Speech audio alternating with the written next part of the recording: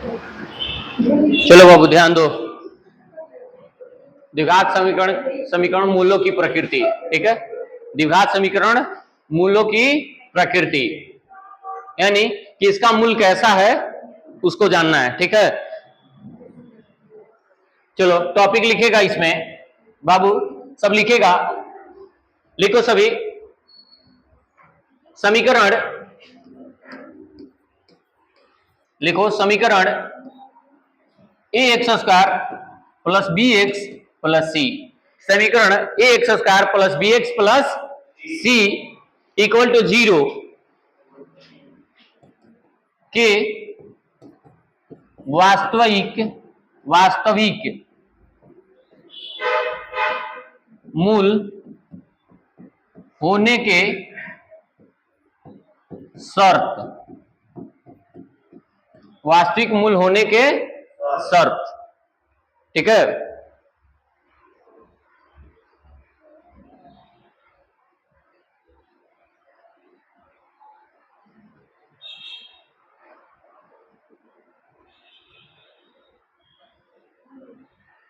हो गया बाबू,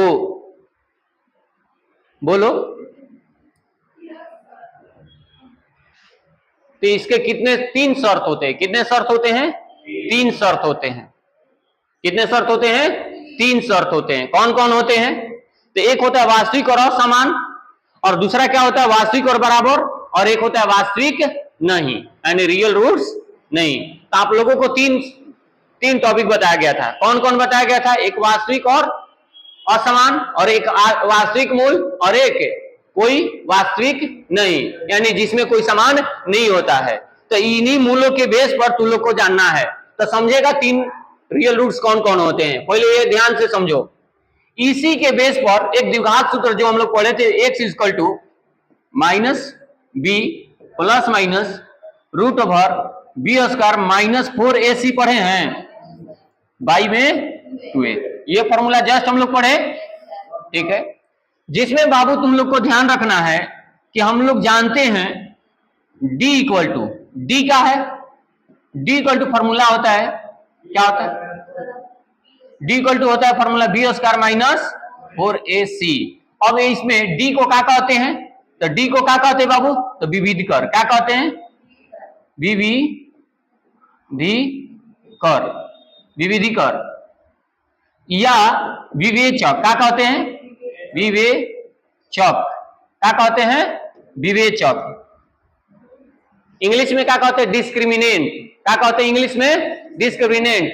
विविधिकर या विवेचक कहा जाता है। क्या कहा जाता है बाबू? विवेचक। विवे आधा चौचक, ठीक है, विवेचक।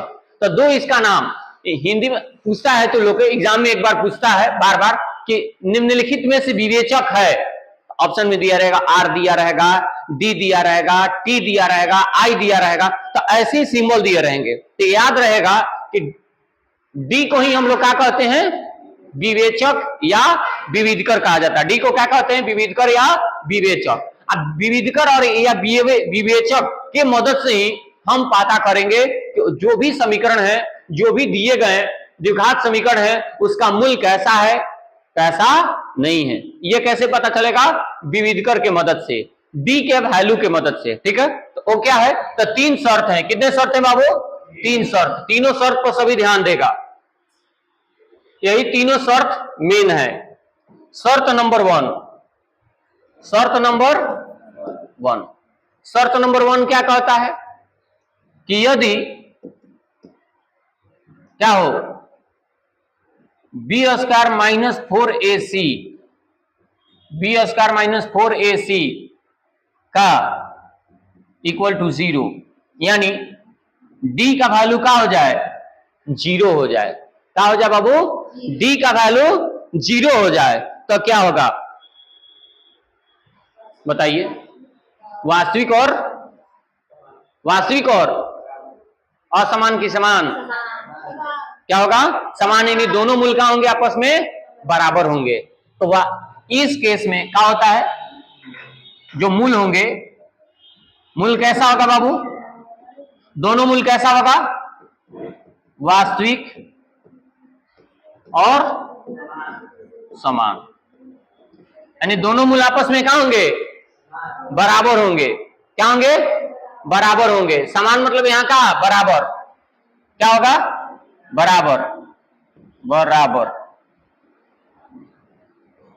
पूछिएगा कि द्विघात समीकरण में यदि d का मान 0 हो, d बराबर अगर 0 हो तो उसका मूल होगा, तो क्या बताएंगे? वास्तविक और समान या बराबर। क्लियर है? पहले का शर्त क्लियर है सबका? चलो दूसरा शर्त, इफ मतलब यदि होता है, इफ हिंदी में लिखे हैं, इंग्लिश मीडियम याद पड़ गया है। यदि b square minus 4ac greater than 0 का हो, d का वैल्यू अर्थात d का वैल्यू का हो 0 से बड़ा हो, d का वैल्यू का हो 0 से बड़ा हो जाए, d का वैल्यू का हो जाए बाबू 0 से बड़ा, तो क्या होगा? वास्तविक और असमान। इसका मूल होगा, मूल क्या होगा बाबू? वास्तविक और असमान। असमान मतलब बराबर नहीं, असमान।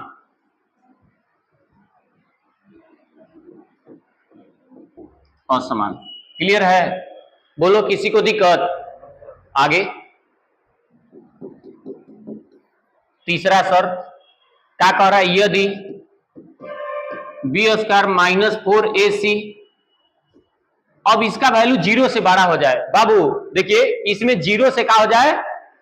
0 से भी छोटा हो जाए, कोई वैल्यू क्या हो जाए? 0 से छोटा। समझिए 0 से छोटा मतलब d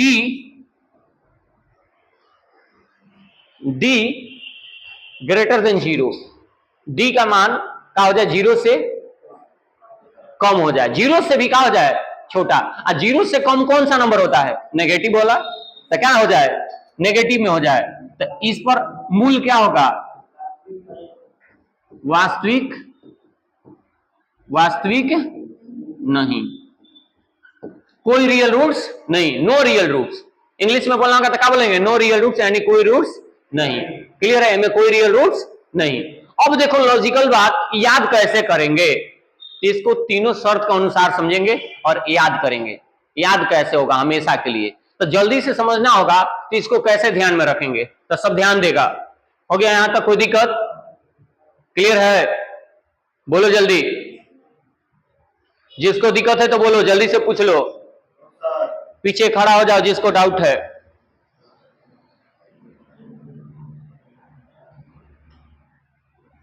डाउट है किसी को? चलो नहीं डाउट है तो आगे बढ़ते हैं। देखो सब,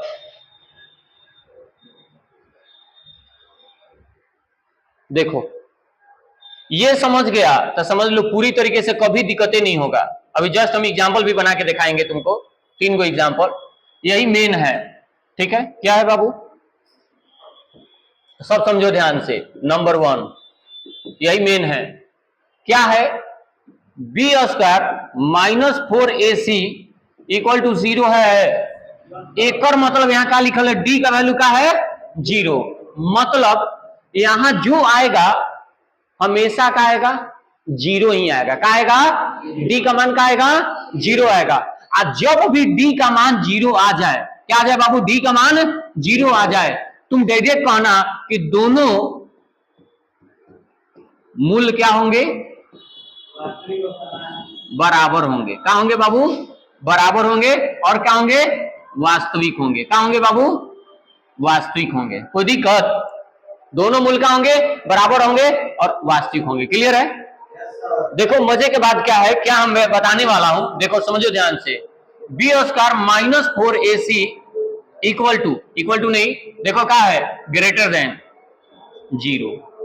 यानी किसी केस में d का मान 0 से क्या हो जाए? बड़ा हो जाए। अच्छा ये बताओ, 0 से d का मान बड़ा मतलब क्या? पॉजिटिव। क्या होना चाहिए?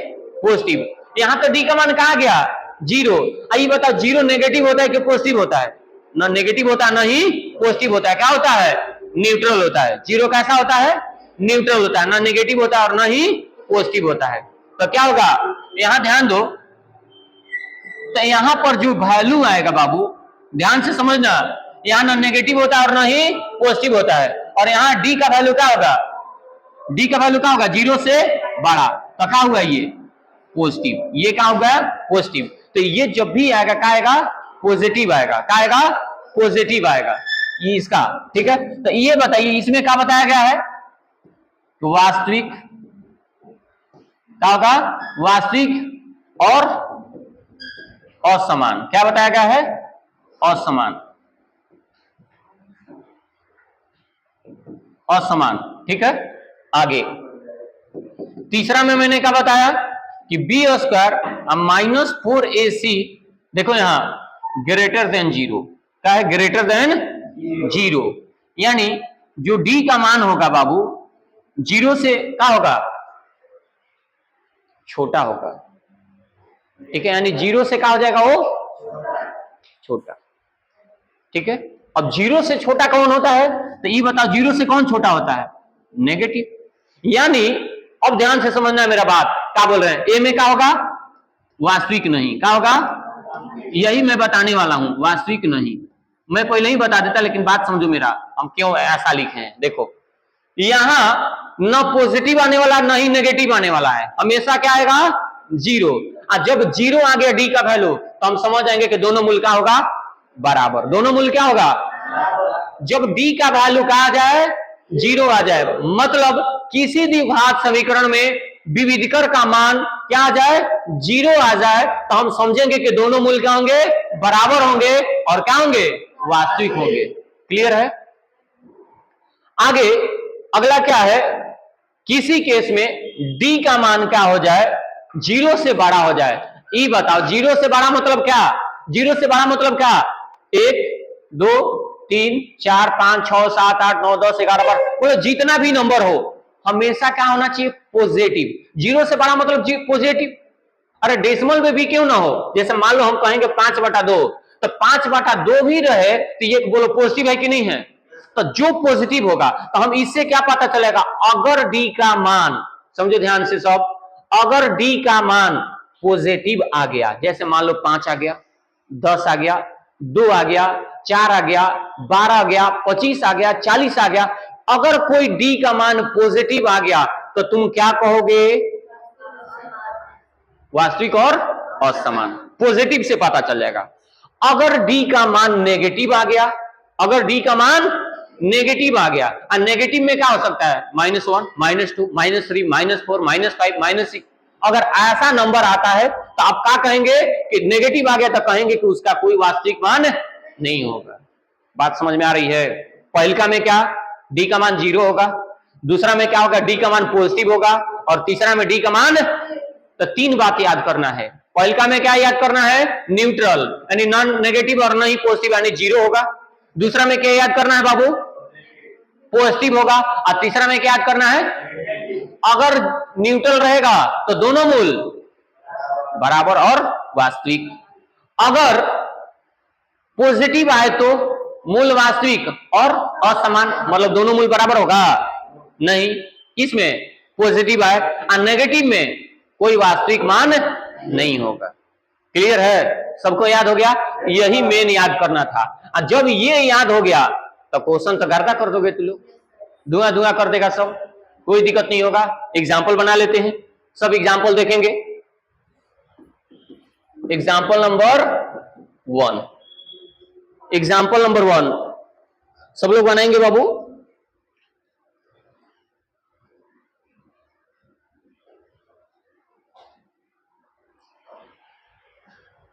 मूलों की प्रकृति ज्ञात करें। लिखिए निम्नलिखित, लिखो निम्नलिखित समीकरणों के मूलों की प्रकृति ज्ञात करें।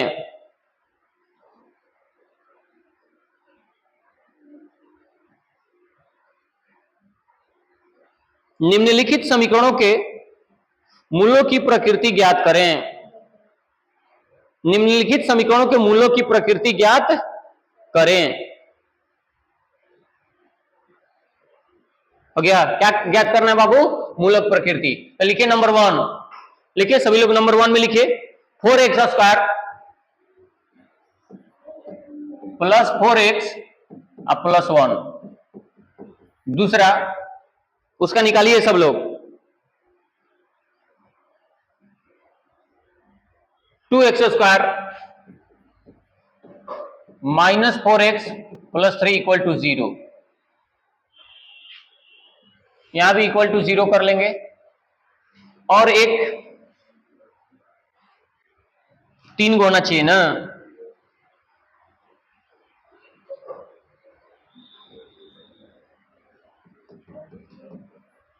तीसरा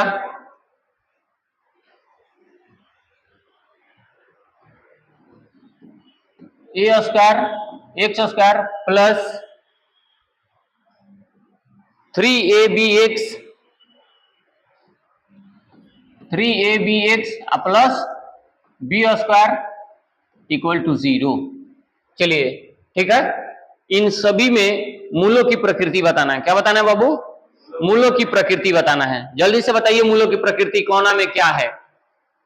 चलिए मेरे साथ देखिए, तो सभी लोग बनाने आ रहा है तो बनाइएगा, नहीं तो देखिए यहां पर कैसे बनता है। मूलों की प्रकृति कैसे ज्ञात करेंगे, देखिए हल। बाबू बताइए यहां पर पहले a का वैल्यू कितना है, b का वैल्यू और c का वैल्यू, कोई दिक्कत? हम निकालना क्या है, d equal to b² minus 4ac। b का वैल्यू कितना है 4 माइनस 4 इंटू a का वैल्यू 4 इंटू c का वैल्यू 1, तो कितना होगा? चौके कट के यहाँ d का वैल्यू कहाँ आया, d का वैल्यू 0 आ गया, तो क्या है, क्या होगा? मूलों की प्रकृति वास्तविक और समान। मूलों की प्रकृति कैसा? वास्तविक और समान है। दिक्कत क्लियर है सबका? हम बोले थे ना अगर डी आ गया तो ये बात बता देना है आगे। दूसरा क्या है बाबू? दूसरा पर सभी लोग ध्यान देंगे। a का वैल्यू कितना है 2, b का वैल्यू -4, c का वैल्यू 3। ठीक है, निकालेंगे। इसलिए d equal to b² minus 4ac। सब देखो b का वैल्यू कितना है बाबू -4 इंटू 4 इंटू a का वैल्यू 2 और c का वैल्यू 3। चौके माइनस 4 दूनी 3 के घटाइए, कितना बचेगा -8। सही है, बोलो -8। बताओ मूलों की प्रकृति ये क्या है? देखो तो यहाँ नेगेटिव आया, नेगेटिव आया। हम बोले थे d का वैल्यू कहा जाए नेगेटिव आ जाए, d का वैल्यू कहा जाए नेगेटिव। कितना है -8, -8 का है नेगेटिव है। और जब नेगेटिव आ जाए तो क्या बोले थे? वास्तविक नहीं। का मूलों की प्रकृति निकालेंगे? हाँ, वास्तविक नहीं। यहां मूलों की प्रकृति नहीं निकालना है, एक बारे में कुछ सोच भी नहीं करना है। आप कोई दिक्कत? क्लियर है? आगे नेक्स्ट क्या है बाबू? यहाँ a का वैल्यू कितना है, b का वैल्यू कितना है 3ab और c का वैल्यू कितना है b²। ठीक है, क्या फॉर्मूला होता है? क्या होता है? d equal to b² minus 4ac। b का वैल्यू कितना है 3ab माइनस 4, a का वैल्यू a² और c का वैल्यू b²। सही है, तो ये कितना होगा 3a² b²। बोलो, अरे 3ab का होल स्क्वायर करेंगे तो 3 3 जा 9, a² b² होगा माइनस, ये करेंगे मल्टीपल तो 4a² b²। घटा लो तो क्या होगा 5 a² b²। बता तो मूलों की प्रकृति पॉजिटिव है तो d का वैल्यू कैसा है बाबू 5a² b²। नेगेटिव है कि पॉजिटिव है? पॉजिटिव है। और जब पॉजिटिव रहेगा तो मूल क्या होंगे? वास्तविक और असमान, मतलब बराबर नहीं। असमान मतलब दोनों मूल क्या बराबर होंगे? नहीं, दोनों मूल बराबर नहीं होंगे, लेकिन मूल निकाल सकते हैं। लेकिन हे में मूल निकाल सकते हैं, तो इसमें मूल नहीं निकाला जा सकता, इसमें मूल निकाला जा सकता और इसमें मूल निकाला जा सकता है। ये दोनों में मूल निकाला जा सकता है। इनमें दोनों मूल क्या होंगे? बराबर होंगे। इनमें दोनों मूल बराबर नहीं होंगे, इनमें साफ मूल नहीं निकाल सकते। क्लियर है सबका? पूरा क्लियर है? किसी को कोई डाउट है? बोलो, अगर किसी को डाउट है तो बोलो जल्दी से। ठीक है, अब आगे हम लोग एग्जाम्पल चाहें तो मूल निकाल भी सकते हैं, मूल निकाल कर भी ट्राई कर सकते हैं कि मूल इनका कैसा आएगा। ठीक है, तो चलो बस इतना ही। क्लियर है सबको? कोई दिक्कत? फिर उसके बाद कल आगे क्लियर करा दिया जाएगा, कंप्लीट करा दिया जाएगा। ठीक है, तो फिर मिलते हैं कल। चलो